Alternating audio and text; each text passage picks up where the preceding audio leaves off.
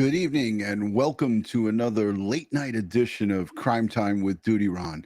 Guys and girls, if you're not yet subscribed to this channel, please consider hitting that red subscribe button, hit that notification bell, so you'll get all things DutyRon and Ed Wallace when he's available, when we go live or upload another video.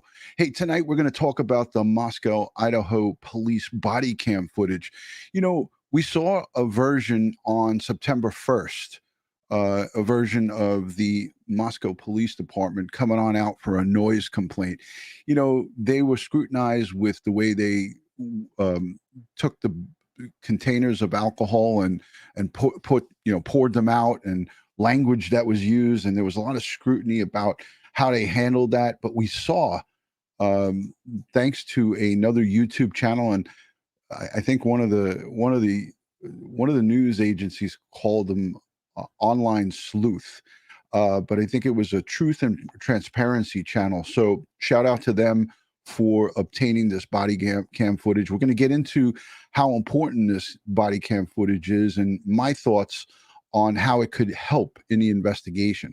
But before we do that, I want to say a special thank you to you, the subscribers, the Patreon supporters, the replay viewers, the moderators, the folks who are here in the live chat. You guys are what makes this a great place. So I give thanks and praise to each and every one of you for coming on in and hanging out with yours truly, DutyRon. I'm a retired New York City police detective with over 20 years of law enforcement experience. And if you like all things true crime related from that police detective's perspective, this is the place for you.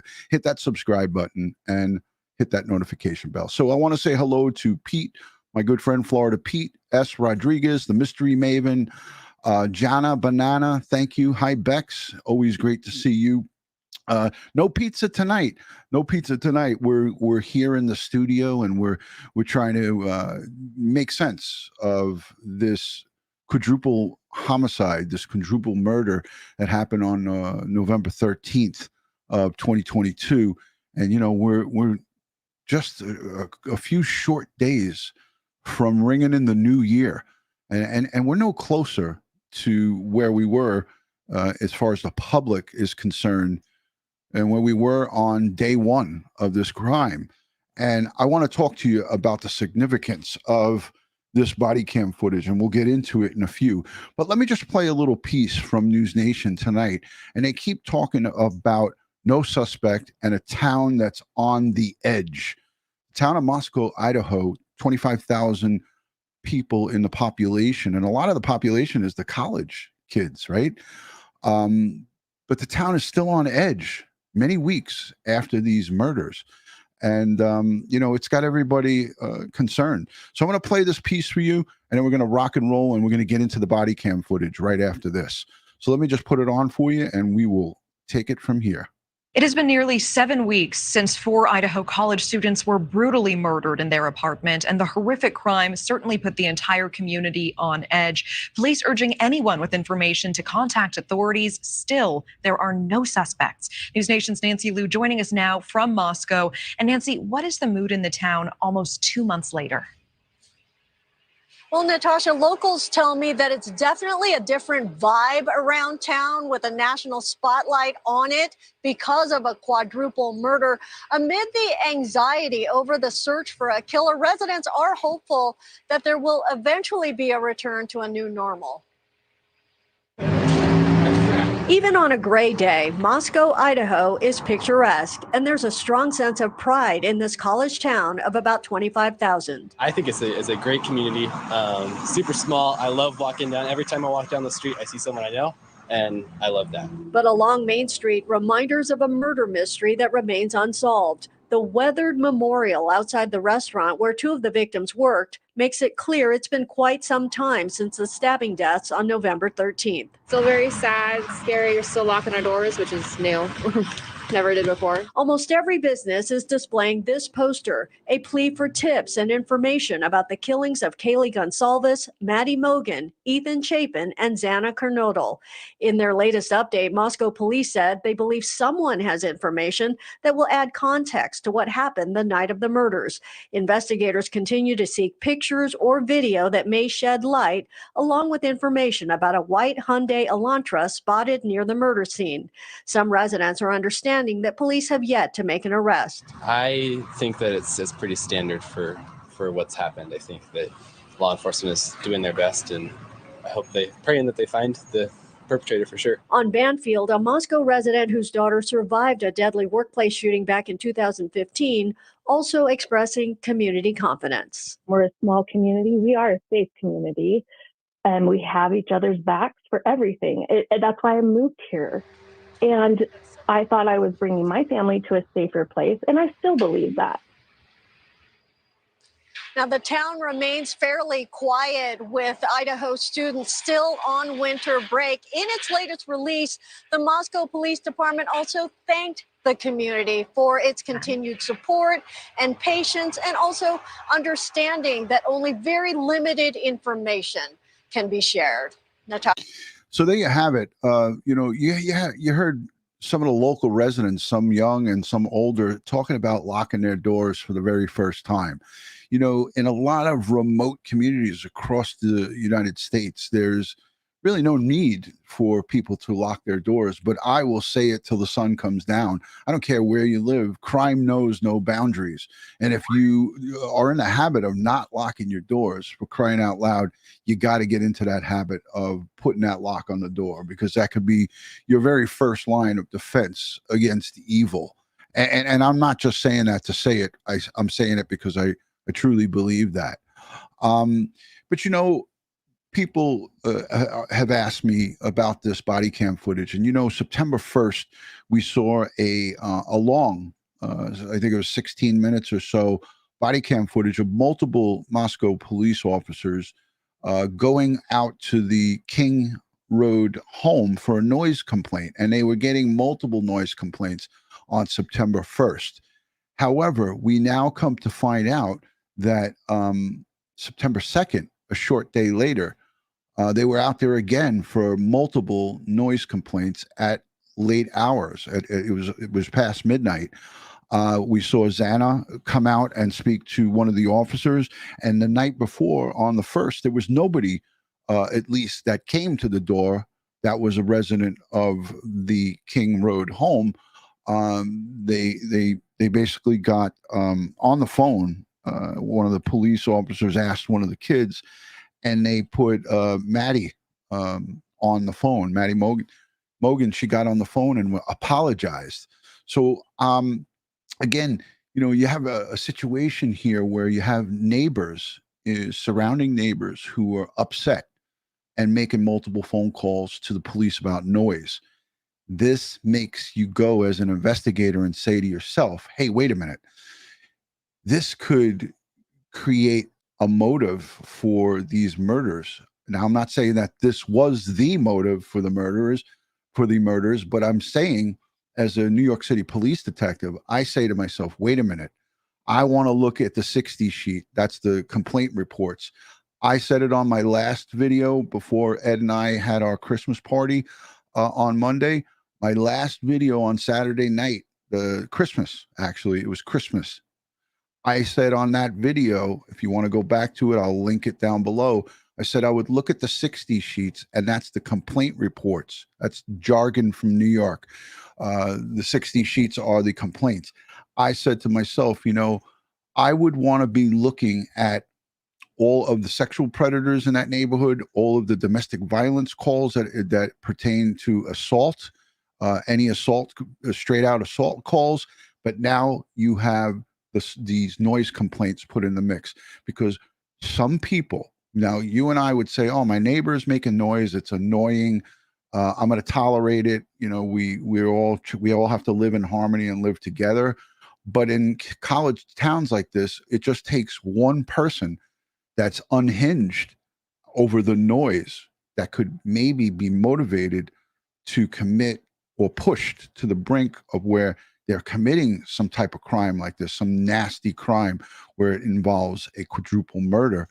I'm not saying that this is it, but I certainly would focus on every and any call that came in that surrounding area, from the homes behind them, in front of them, on the sides, and all those apartment complexes. If somebody called in from the apartment complex next door multiple times, I certainly would want to be in talking and interviewing those complainants. Now, I'm not saying, and let's put a disclaimer out here. I'm not saying that it's a crime to call in a noise complaint. You are well within your right to do that, but we certainly want to vet these people or go and talk to these people that put these calls in, because it may be the one little piece that we need. So I want to play a small part of the September 1st body cam footage, just to give you guys a little bit of background on it, just by a show of hands here in the chat. How many of you guys have seen these both body cam footages? The one from September 1st, that's been out for a while, of 2020, and then the second one that was just released the very next day, September 2nd. Just by a show of hands, if you've seen both of these videos or one of them, let me know. I saw one or I saw both.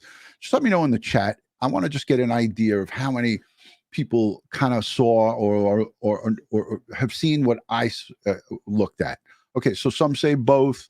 Some are saying one. I saw both. Looks like a lot of people have seen both.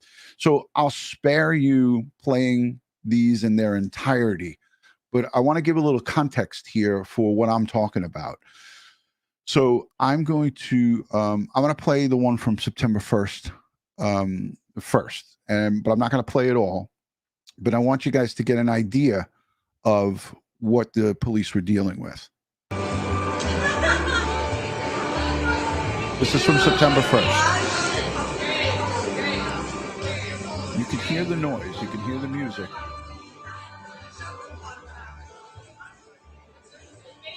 And this is at 8:52. I'm just going to stop it for a second. This is at 8:52 at night. So it's not, the second one is kind of late at night. I think it's like between 12 and 1 a.m. When we see Xana come out. But this one is 8:52, but they had multiple calls. So you can get an idea of how loud it is just by, this is the body cam footage from the police officers walking up to the house. And you'll see two young girls come walking out and a bunch of kids. But I'm not gonna play all 13 minutes of this. So let's just let it go.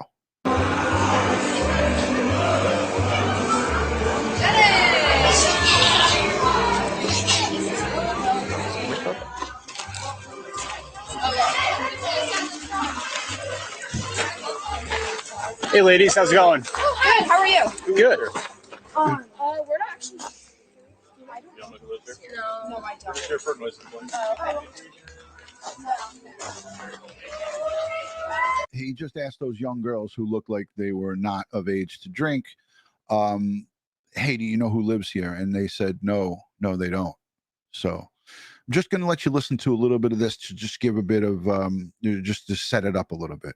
Hi, Alicia B. and Kimberly Culp. Hello, Canadian Cookie. It is loud. Angela Ang is here. Thank you for joining. I'm just giving you an idea of how loud it is and why a noise complaint would be called in. But this, again, is just before 9 o'clock. It's 8:55, 8:53.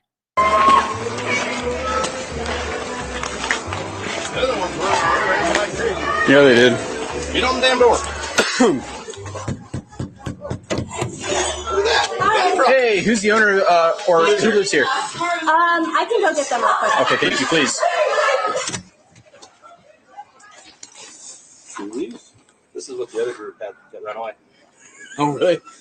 And I just want to let you know that it's been argued in the fake book community on YouTube and all over the place that was one of the surviving roommates that answered that door, but I don't have confirmation of that. So, but that is a conversation that people have had. Again, I'm playing this so you guys can get an idea what these cops were responding to. And then also, this is also going to set up the very next day. So with this whole tobacco going on, nobody that resided in this home said, hey, we should tone it down a little bit. Maybe we should tone it down. It seems like they kind of just went status quo. You know what I'm saying? So let's let the rest of this play. Awesome. Yeah, those ones kept walking in the car, and the other one grabbed the back corner. Hey, the property. Take that back. There's a lot of fucking alcohol in there. Moscow, I said lot. I don't know what sorority lives here. Yeah.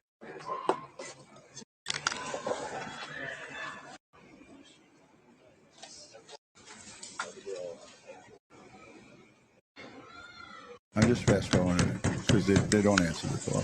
Really. Start the search. I just rang the doorbell.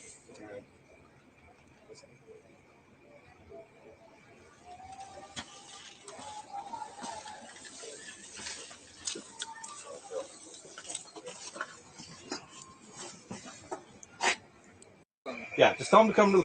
They just deal with noise. Whoever lives here needs to come talk to us, or we're going to start doing a lot more. They just deal with noise. I will go tell them. Yeah, just tell them to come to the front door. We'll deal with the noise complaint, and we'll leave. Yep, thank you. So they basically had to threaten the kids around back, said, hey, come to the front door or it's going to be a big problem. And then someone comes to the door.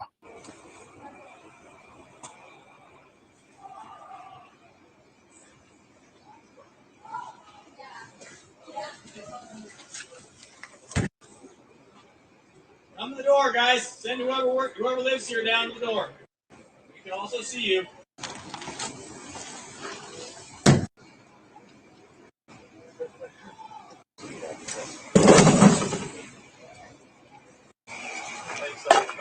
So it's an extended period of time before anybody comes to the door. So they clearly all freaking out inside.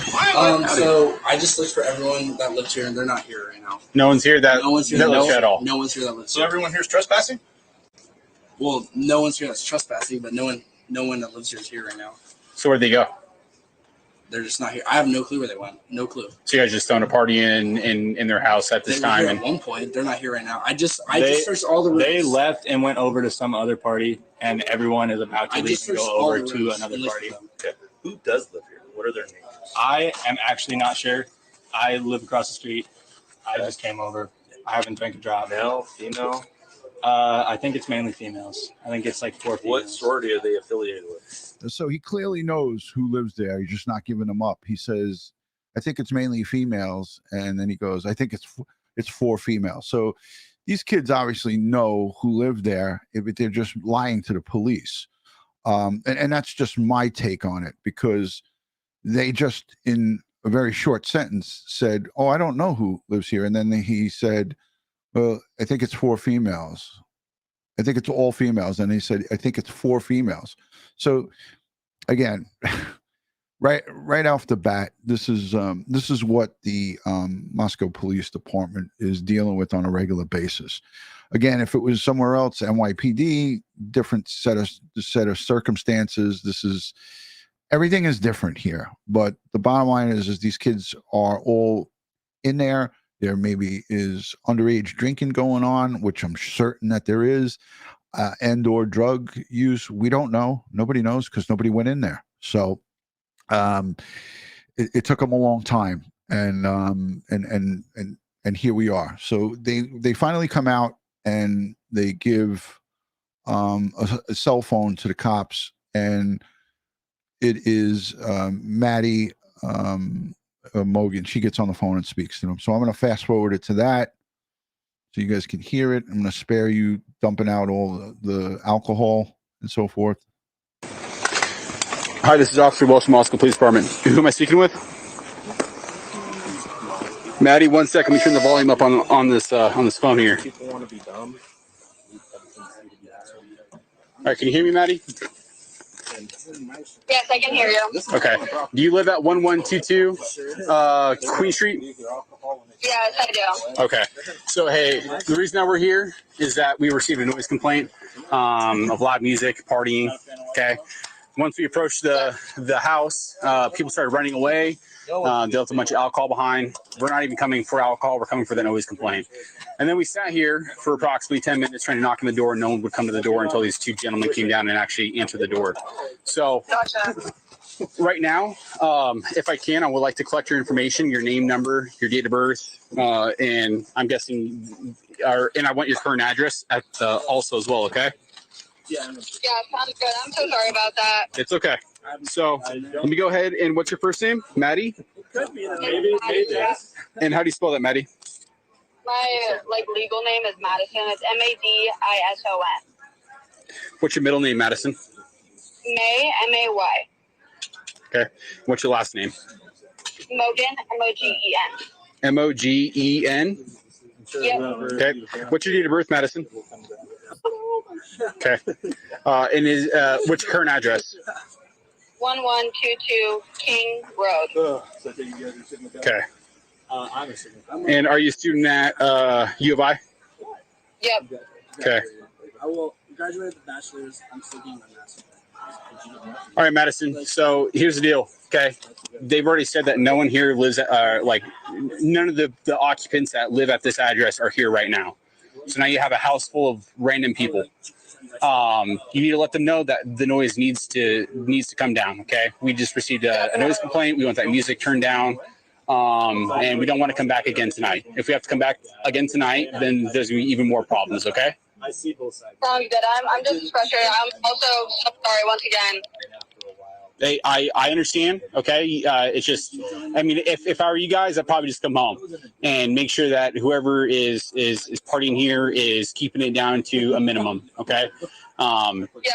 We're gonna right. take all of them. Okay. So at this point, we're going to leave. Okay. And again, if I have to come back later tonight, like I said, I just want to express that there's going to be some citations given out. Okay. Okay. Very clear. Thank you. Yes, ma'am. Okay. You enjoy your evening. All right. You too. Bye. All right, so that was a clear warning that was given to her by this officer, and he said if we have to come back, citations are going to be issued. That's why he took her name. Okay, so now we know. Fast forward, it goes. This is 8 o'clock going on 9 o'clock at night on the 1st. It now goes past midnight into the 2nd, September 2nd. They get another call or two to come out, and the noise is still going on. So more just ignoring the police and just continue on the partying. And I'm going to give it to you here back to back.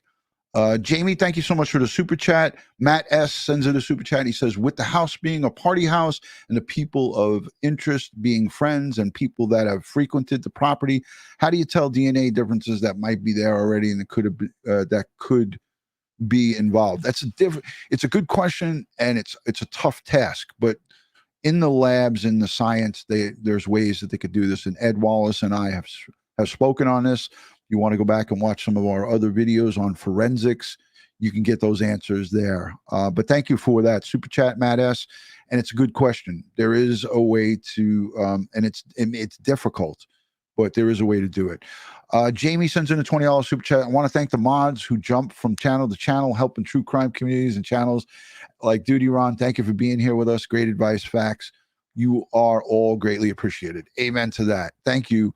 The mods here are awesome. So let's take a peek at this second one. And this isn't all of it. I'm just going to play a little bit from one of the news sources. So let's play this. Hello, miss. What's your name? Xana. Police confront one of the victims in the Idaho University murders. Bodycam video obtained by a web sleuth shows cops at the house where the murders happened for the second time in one night. Xana Kernodle comes to the door and an officer reads her the riot act. This is the second noise complaint we've had here tonight within 2 hours. I'm sorry about that. So this time it was the blonde gal and the guy on the back porch playing music. Okay. So I sincerely apologize about that. I'm just going to bed. Okay. So So just so you understand. Now, I'm going to go out on a limb here just because I've been around intoxicated teenagers, with my professional career as a police officer and also as a dad. I've been around teenagers and young adults who are inebriated. And to me, I'm going to go out on a limb and say she sounds like she's intoxicated. And I'll stand to that. Again, just a short time going forward, she brutally murdered, and that's sad in itself. But she definitely doesn't sound like she's straight here. She sounds definitely intoxicated.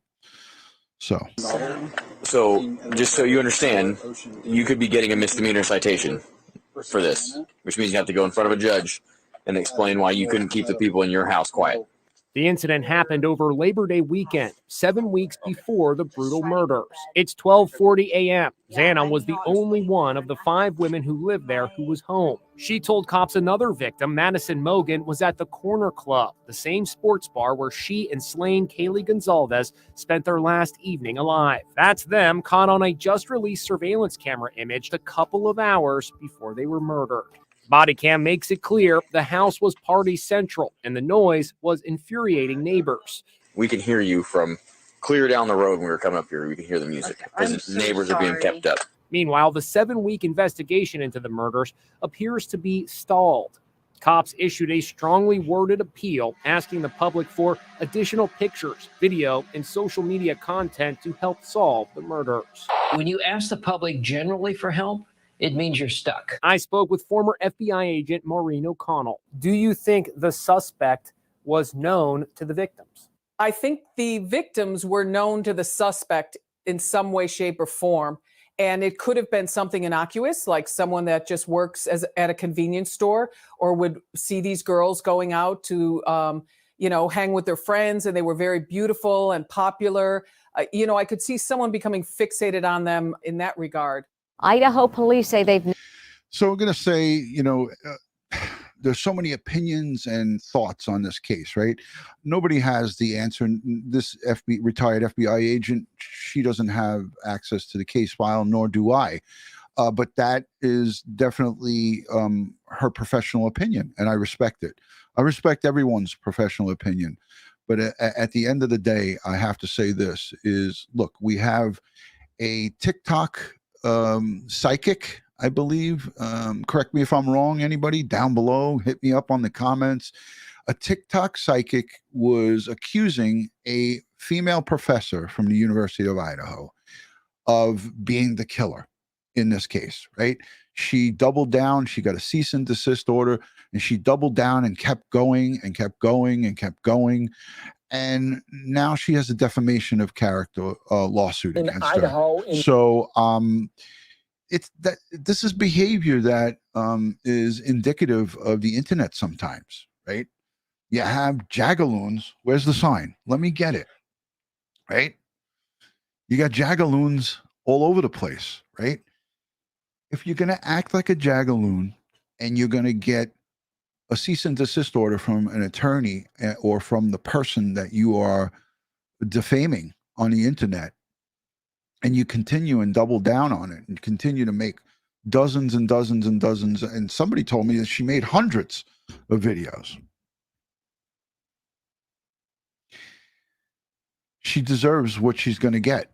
And that's a big sock in the mouth. So let's take a listen to a little bit about this, about the TikToker. About 6 weeks out from that quadruple homicide in Idaho, in Moscow, Idaho, as the crime remains unsolved. And as of now, we do not know of any suspects, and certainly also no motive behind this crime that left 4 students at the University of Idaho murdered. We're learning, though, new details after this holiday out of Moscow, Idaho. Here's more information from the police department there, saying this in a statement on social media. At this time in the investigation, detectives do not believe the female associate professor and chair of the history department at the University of Idaho suing a TikTok user for defamation is involved in the crime. The Moscow Police Department will not provide a statement about the ongoing civil process. Of course, this one continuing on as a history professor at the University of Idaho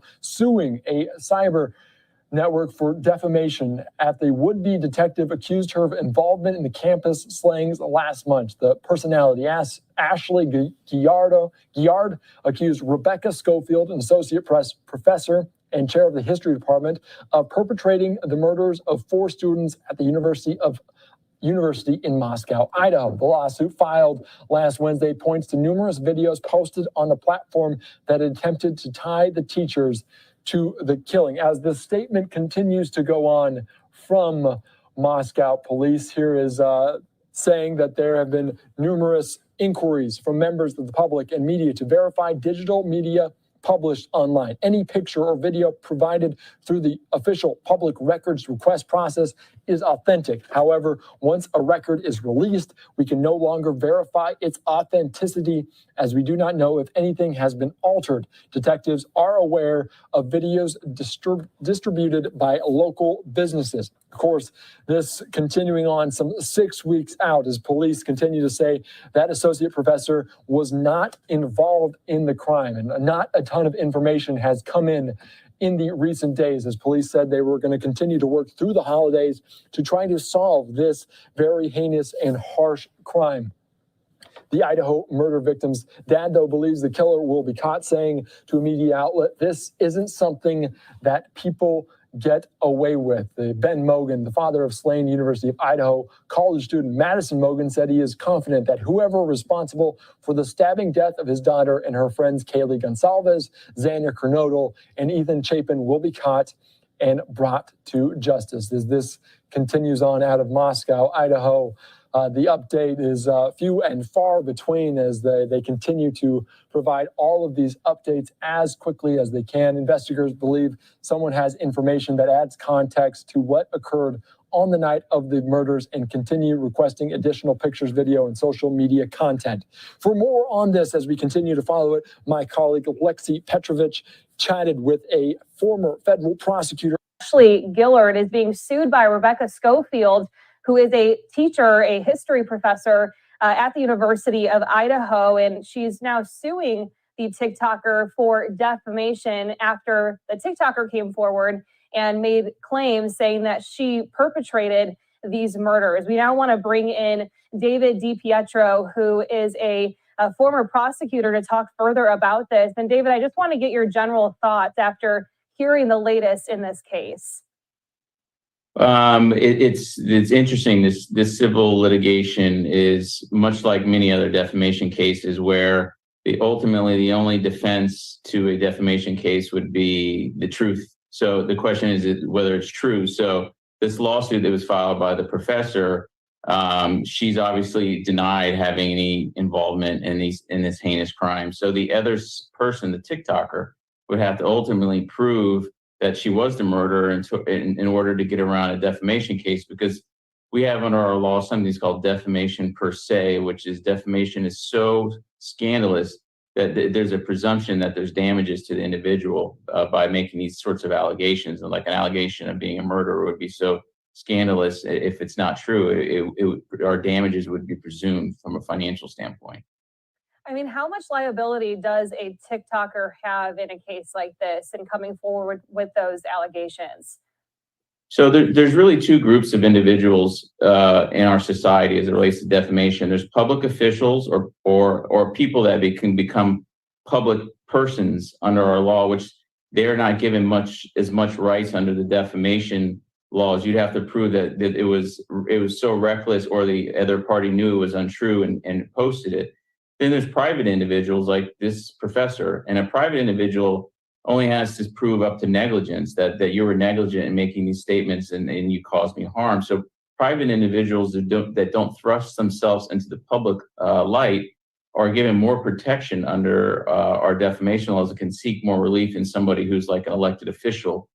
So what he's saying is this professor has a less of a burden of proof to show that, in fact, defamation of character happened here. And I think, and I know that she has a ton of in hundreds of videos that this woman created, and this woman said hands down 100% that she was the murderer in this case. And this TikToker is going to go down big time, and she's not only going to be made an example, it's going to set a precedence for other jagaloons and freaks that do this kind of toxic behavior on the internet and use their large platforms to send a hate mob out after people who are innocent. And we see that happening quite a bit.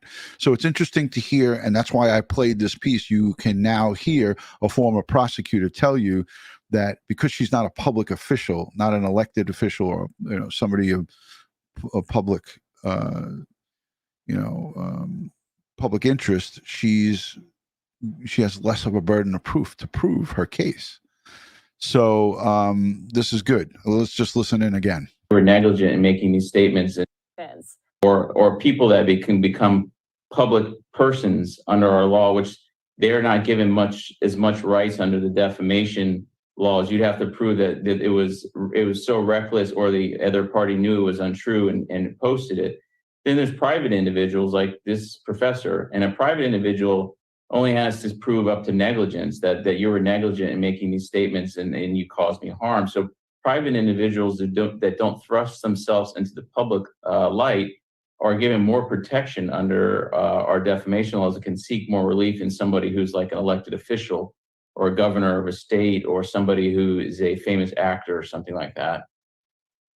Well, and this video has likely already gathered a lot of views, and there are a lot of people who are making claims or are trying to solve this case on their own. Why do you think that this Professor Schofield, has decided to move forward with this lawsuit against this TikToker in particular?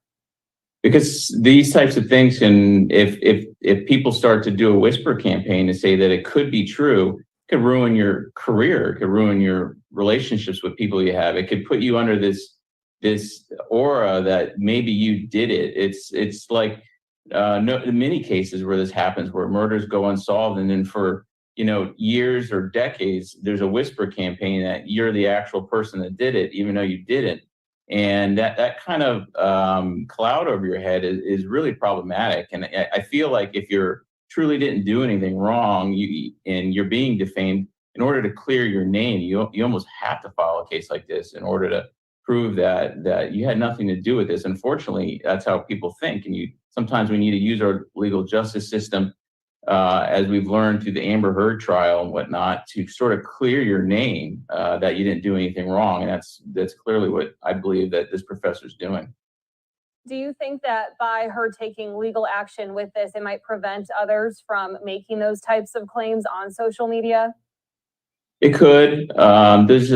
So I'm not going to play all the rest of it. I think it's a good thing. She stood up for herself. She didn't allow this woman to continually disparage her and accuse her of a heinous crime, and kudos to her. So let me say thank you to everybody who is in the chat live. Kevin Kettner, thank you for the super chat. Good coverage, Ron. Justice for the 4 innocent victims, and that the perp is brought to justice. Prayers for the families. Amen to that. And there was a retired NYPD police officer or detective in the chat earlier. I missed highlighting some of his comments. Aussie J sends in a super chat. She says, can she be charged with obstruction of justice? This is a defamation of character lawsuit. I do not believe that she will be charged with obstruction of justice. But this is, again, a lawsuit that's brought forward by a private individual against another individual for defamation of character. And yeah, very, very, this is very hurtful to somebody to have, like he said, this will be a long lasting effect, because she'll always be known as the person who was accused, and that's the problem that this stuff creates. Hey, I want to just play a piece from Law and Crime Network, because Jesse Weber does a great job of recapping where we are from the beginning to now. And he goes over some of the top discoveries so far. So I'm going to play this. I'm going to come back to you, and we're going to wrap up about the body cam footage and how important I feel that body cam footage is, because I really feel strongly that these complainant witnesses for the noise complaints are a huge piece of the puzzle to at least check off. You need to check off every person who made a 911 call about noise, making noise complaints against this house, against the people who live at this residence, is a very valid and very strong lead for detectives to go and interview the folks who called in, just to get a feel for the people and what, you know, look at some of the backgrounds of some of the people that are in the immediate area. Do they have a history of violence? Does anybody in the area have, and that's when I talk about looking at the 60 sheets and all the complaints. Is there any people who are repeat offenders on assaults? Is there somebody that's been charged with assault with a knife, right? Is there been anybody that has been charged with brandishing a knife and making threats to somebody? These are all things that you need to look at, and you need to look at all of the statistical data. And that's why some of these cases take so long. But let's take a peek in at Law and Crime, and then we'll get close to wrapping up. So this is Jesse Weber and Anjanette Levy. They do the Law and Crime sidebar. And just so you guys know, I don't like to let the cat out of the bag, but Anjanette Levy is going to be joining Ed Wallace and I for a segment on this case. So if you like Anjanette Levy and what she has to offer from Law and Crime, she's going to be coming on with us. Just got to work out a date and a time, but she's already agreed to come live with us to talk about this case. So let me just play a little bit from their channel. We're going to continue to work it to the completion. We have a lot of resources that we're utilizing, but we still ask for your help. We ask for any tips that you might have, anything that you might be able to give us. We're going to take a look at those. We go over some of the biggest discoveries in the continuing investigation into the University of Idaho quadruple murder case. Welcome to Sidebar, presented by Law and Crime. I'm Jesse Weber. Maddie has such a bright future, as all these kids did. The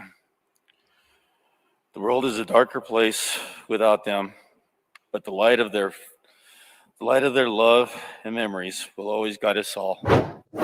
At the time of this recording, we still have no arrests, no identifiable suspect, and no recovered murder weapon in the University of Idaho quadruple murder case. This is the killings of 21-year-old Kaylee Goncalves, 21-year-old Madison Mogen, 20-year-old Xana Kernodle, and 20-year-old Ethan Chapin. This all happening back on November 13th. Their bodies were found in their off-campus rental home. And while we don't have these major breakthroughs that we're all hoping for, there have been some significant discoveries in this case that we want to talk about. And the first one of the major discoveries is the house itself, because we learned where the victims' bodies were found and presumably killed. I'm talking about the third and second floors. But that's not all, because we also learned that the four victims were not. Let me just pause this and say hi to Addie from Law and Crime Network. I wasn't able to highlight that message, but she sent in a message of thanks for the shout out for the Law and Crime Network. Hey, we love what you guys do. I'm a big fan of Law and Crime. My good friend Lisa Lockwood, she does some stuff with you guys, and I always enjoy it. So Anjanette was one of the first that I reached out to. I didn't have a way to reach out to Jesse, otherwise I would have grabbed both of them.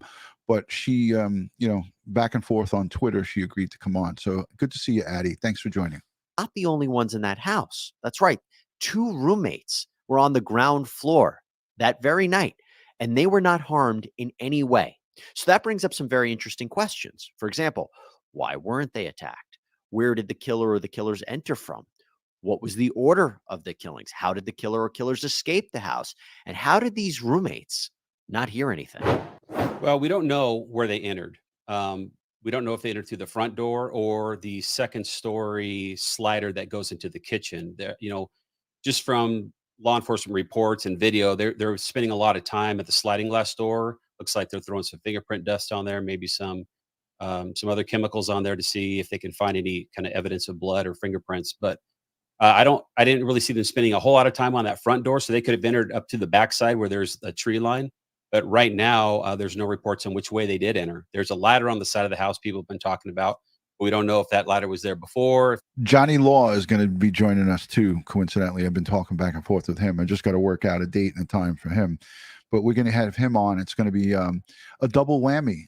Ed Wallace and Johnny Law, both crime scene unit retired. He retired police professional. So that's going to be a good one. So this is Johnny Law on here. I highlighted his channel and some of his work. He does a great job on YouTube. That was used to gain entry somewhere else. It's unknown at this time. It's all speculation. Now, the roommates have been ruled out as suspects, but what we also know is that there was this 911 phone call that was placed by either one or both of the roommates the next day. It's possible there were other people there as well. That 911 phone call hasn't been released, so we don't know what the contents of it are. We don't know what was said.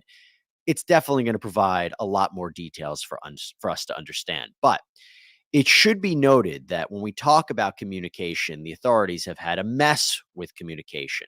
They were back and forth on whether the students were the target of this attack or the house was the target, and that was between the prosecutor's office and the Moscow Police Department. But speaking of communication, another big discovery or revelation in this case was how these people died.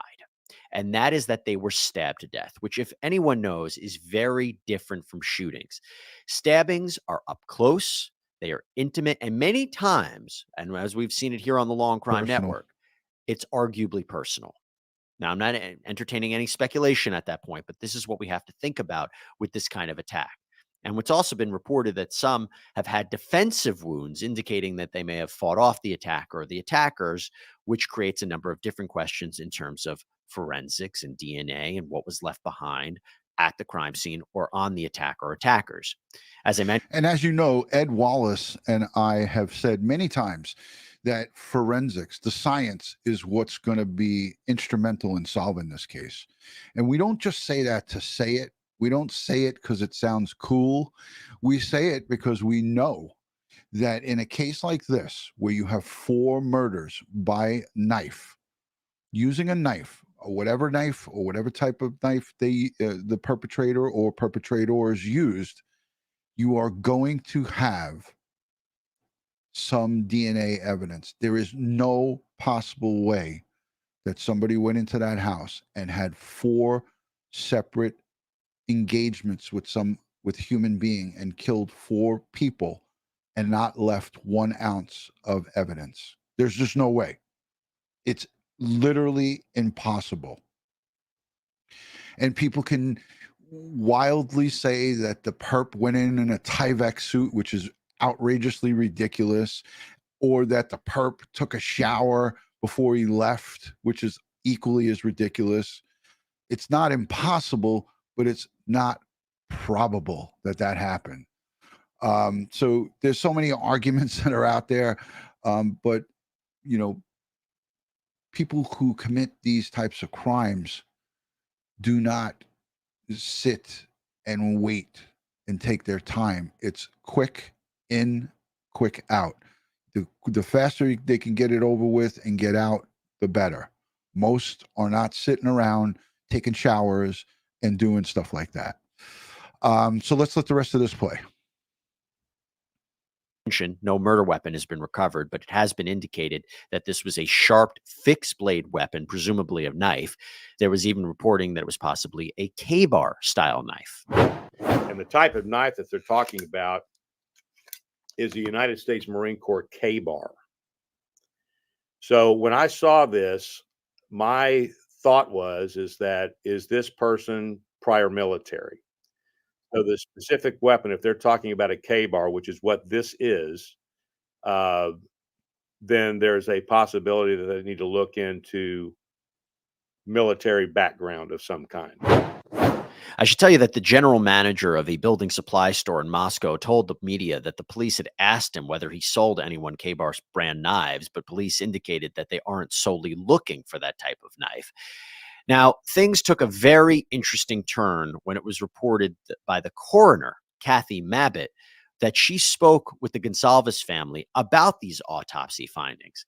And that's when we heard from Stephen Goncalves, Kaylee's father, that the wounds were different than Maddie's, that Kaylee's wounds were different from Maddie's, perhaps more excessive. And if that is true, it again makes you wonder whether Kaylee was the target. But this created drama as well. The coroner describing the gruesome details became a particular point of issue with the Goncalves family attorney. I have issues with the coroner. Number one, expressing all of her opinions over the media at, I think, at inappropriate times, number one. Number two, making a personal phone call and describing graphic details of what she discovered and what she to the family, I don't think was beneficial in any way. I don't think she did it out of a place of spite. I think she did it because she was, trying to give them more details. But once you hear certain details, it's not helpful to the family. Another big discovery in this case was the release of body cam footage from the night of the murders. This became a very big topic of conversation amongst people online about what this video shows, or maybe I should say maybe shows. So in the body cam footage, officers stopped students for possible underage drinking. This is unrelated to what happened to the victims, but this stop is actually occurring near the house. And as the officers are writing up these students at around 3:12 a.m., you can see in the far right-hand corner by this little light what appears to be people moving quickly away. Are they joggers? Are they running? Who are they? It's not clear. Now, those online have speculated that these could be the killers, but again, pure speculation. But that is not all, because then you hear this weird, high-pitched sound, and some have wondered if it was a scream. All right.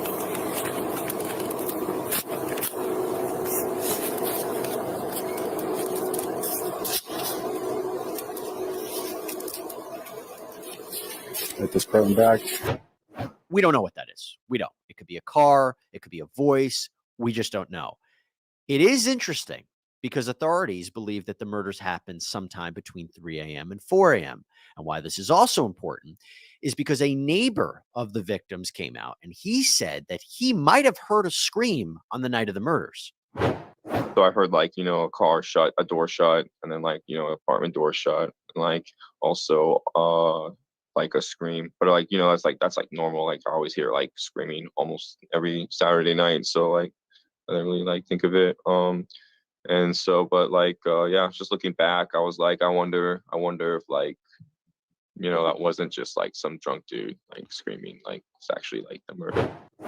Hey, I'm going to also say this. Listen, we're talking about what's possible, what's probable, and what the potential here is in this crime. Nobody knows, and anything is possible. But when I talk with retired homicide detective Sergeant Cannon, when I talk to Phil from Police Off the Cuff, and I talk to Ed Wallace, who's processed 2,500 plus crime scenes, the possibility of a perpetrator going in there and taking a shower and like what I said is very low. It's very low. Going in with a white Tyvek suit, you'd stand out like a sore thumb, even if you entered from the rear, which I believe that the perpetrator or perpetrators, potentially, it's a high possibility that they entered from the rear of this home. Even going from the rear with a white Tyvek suit, you're standing out like a sore thumb. Then they're not looking to attract attention to themselves, and could they have gone in with a backpack with the Tyvek suit in there? Yeah, anything's possible. And I respect everyone's opinion, but I'm just telling you, from people who have processed many crime scenes and many homicide, like Bill Cannon, homicide detective sergeant, we've had these conversations and we've mulled these conversations over. we, as we say, we spitball these conversations, and the probability is low that has happened. And that's all I'm saying.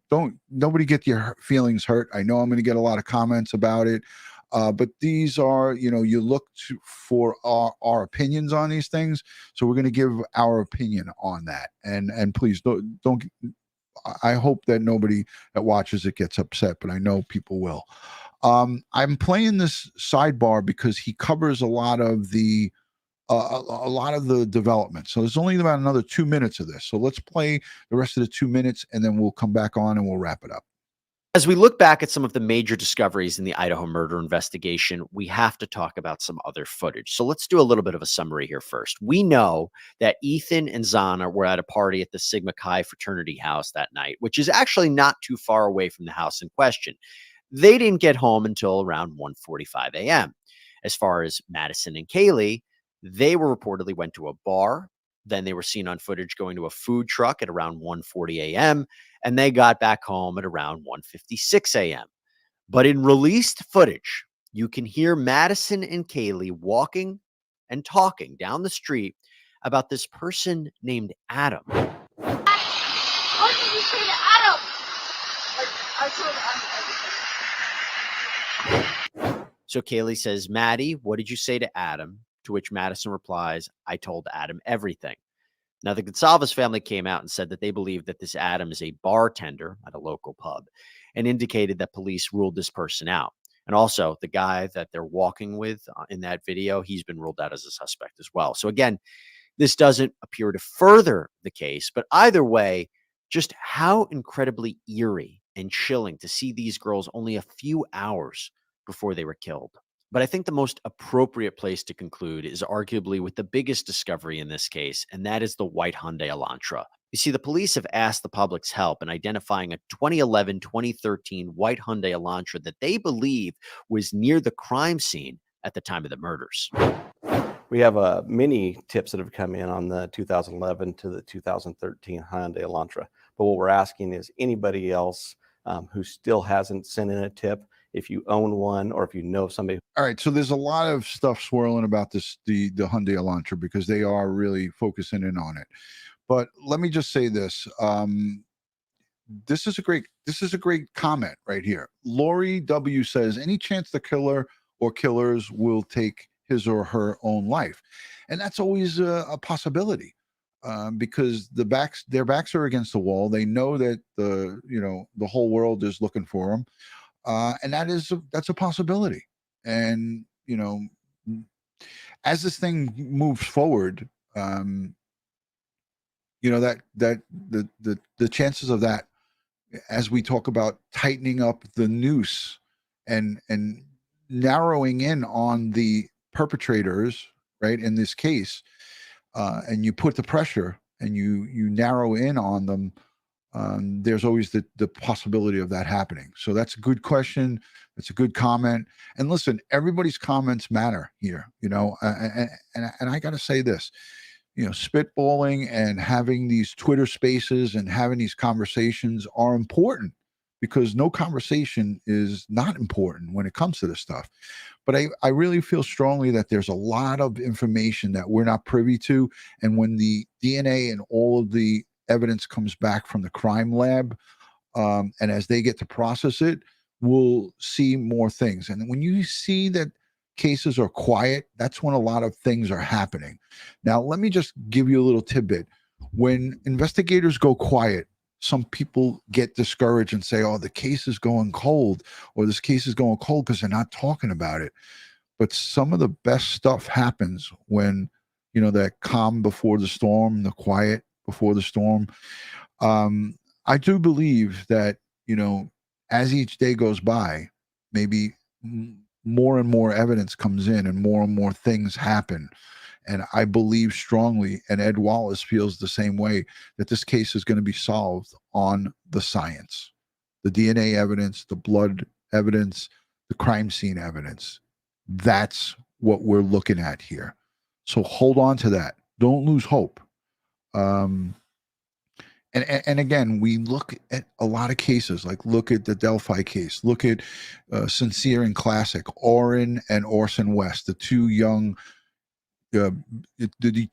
boys who were killed by their adoptive parents in Bakersfield, California. It took 18 months to solve that crime, right? But the parents, the adoptive parents, Trezell and Jacqueline West, are in jail facing murder charges. It took 18 months for them to lock them up. And look at Harmony Montgomery. Although we don't have her remains recovered, we have Adam Montgomery, her father, arrested. And it took 3 years to solve that case. And look at Michael Monkey Vaughn. It took a long time to solve that case. And everybody was pointing fingers. Quinton Simon, right, in Georgia. Everybody was mother effing the police department, right? They were all mother effing that police department, but they got the job done. So let's get behind these guys and girls, the feds, the local, the state, and let's give them our support.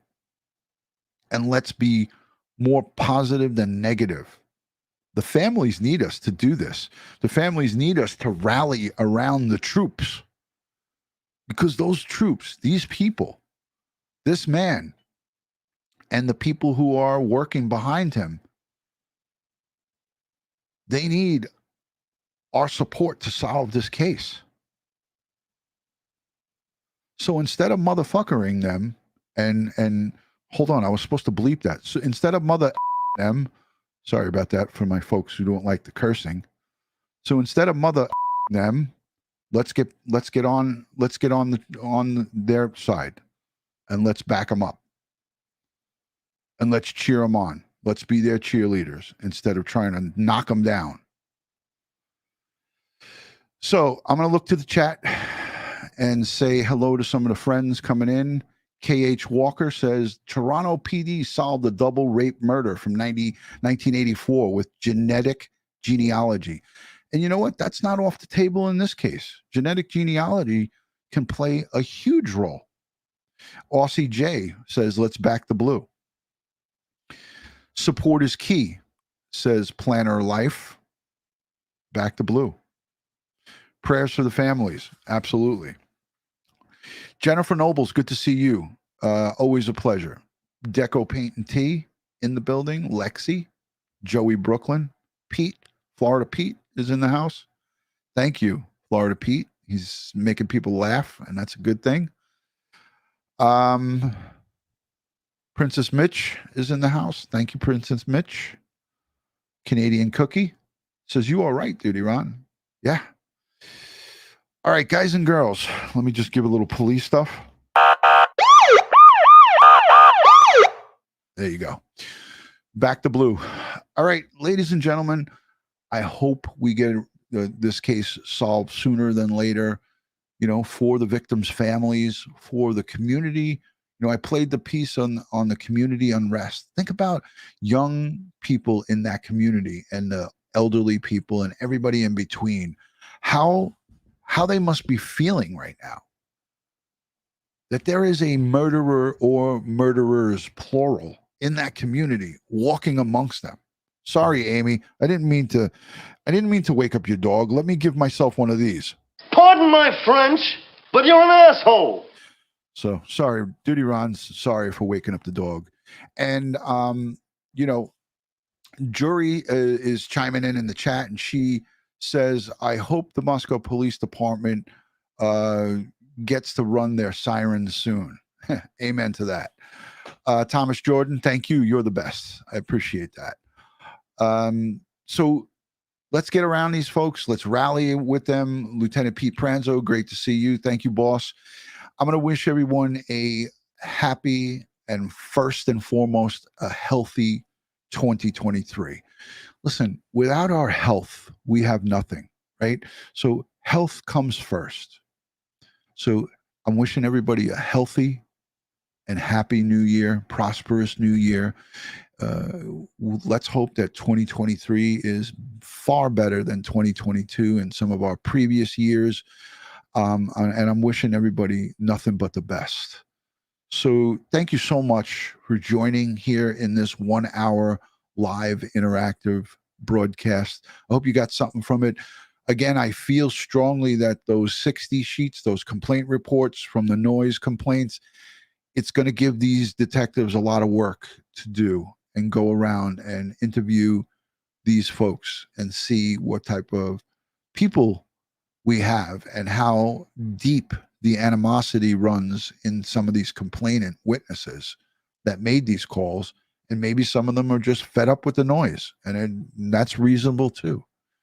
But until you clear everybody, until you talk to everybody and get those shoes and those gumshoes detectives get out there and pound the pavement and make those interviews, we got to get it done. So let's get behind them and let's support them, guys. So as I like to end all these things, God bless the world, God bless the United States of America, and God bless each and every one of us here in the chat, especially these 4 victims' families, the community, the police, and everyone in Moscow, Idaho. They need us now more than ever. And I want to say a special thank you to the moderators and the replay viewers and everybody that was in the live chat for keeping it classy, keeping it really on topic and on point. You guys are what makes this a great place. God bless, and I'll see you soon. Peace and love from Crime Time with DutyRon. Thank you.